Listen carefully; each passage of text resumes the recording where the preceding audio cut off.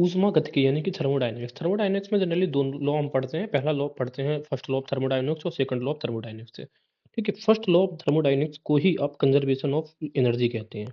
ठीक है? Law of conservation of energy कहने का मतलब ये है कि एनर्जी का ना तो निर्माण होता है और ना ही एनर्जी बन सकती है। Energy can't be destroyed neither be created. ऐसा अब क्यों कहा गया? इसके अंदर वो ये कहते हैं, इसी को हम लॉ ऑफ एनर्जी कंजर्वेशन या फिर energy can not be created not be destroyed, it can be converted from one form to another. ये तो बात हो गई। अब वो ये कह रहे हैं, दूसरी चीज़ ये है कि इस नियम के अनुसार किसी निकाय सिस्टम को दी जाने वाली ऊष्मा 2 प्रकार के कार्यों में खर्च होती है। इसे एग्जाम्पल से ज़रा समझते हैं। मान लेते हैं कि एक पतीली पर आपने पानी रखा हुआ है।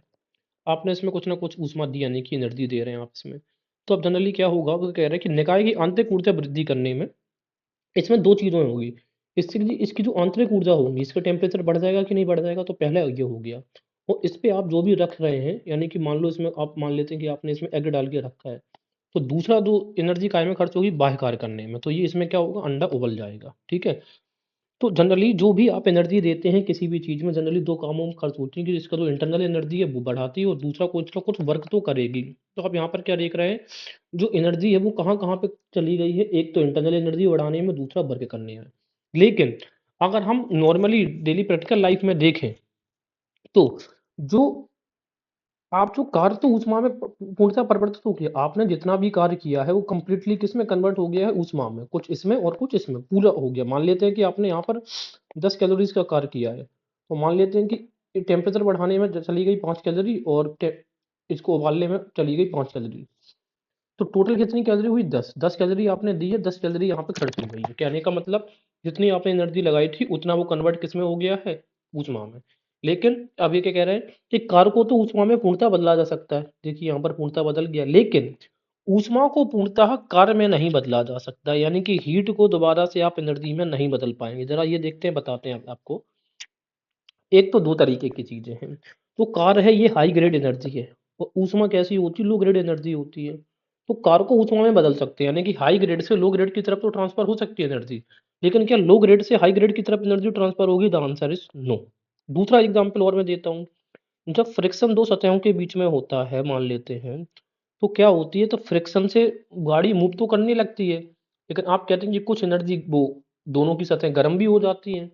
तो देखो क्या-क्या 2 काम हो रहा है। एक तो गाड़ी मूव करने लगी, ये तो वर्क हो गया, ठीक है? और दूसरा क्या हुआ, यहाँ पर गर्म हुई, तो गर्म भी एक तरीके की जो भी चीज़ें हीट हो रही है, वो भी हीट भी क्या है? ऊष्मा ही तो है एक तरीके से।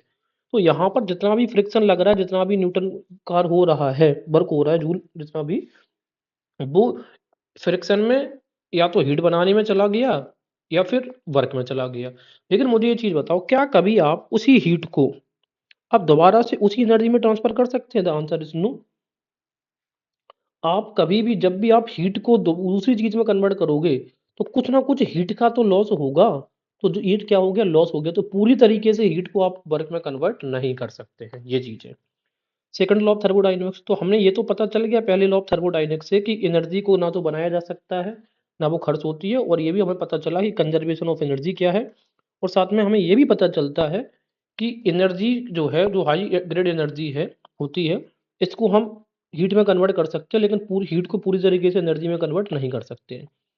लेकिन इससे हमें ये पता नहीं चलता कि हीट की एनर्जी का जो डायरेक्शन है वो क्या है। तो इसका जो डायरेक्शन है, flow of direction of heat, ये हमें पता चलता है सेकंड लॉ ऑफ थर्मोडायनामिक्स। तो सेकंड डायरेक्शन डीडीआर है। तो ये बताइए, इसमें 2 जनरली रूल काम करते हैं। पहला है केल्विन प्लैंक का कथन। केल्विन प्लैंक ये कहते हैं कि states that it is impossible to create a heat engine that can convert all of the heat from a hot reservoir into useful work। कह रहे हैं कि ऐसा कोई भी इंजन, ऐसी कोई भी मशीन बनाना असंभव है ऑलमोस्ट, कि जो that can convert all of the heat from a hot reservoir into useful work।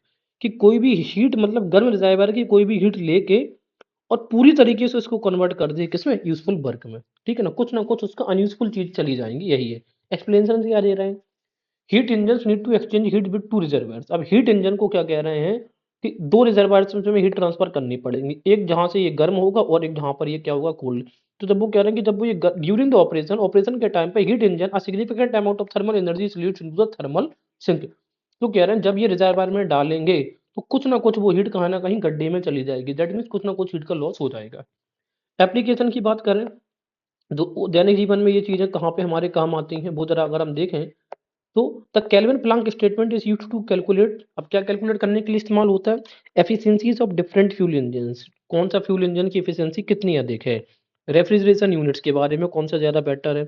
It is also used to calculate the total work done by a system on the environment, कि एक कोई भी system है यानी कि कोई भी machine है वो टोटल कितना काम कर रही है एनवायरनमेंट में।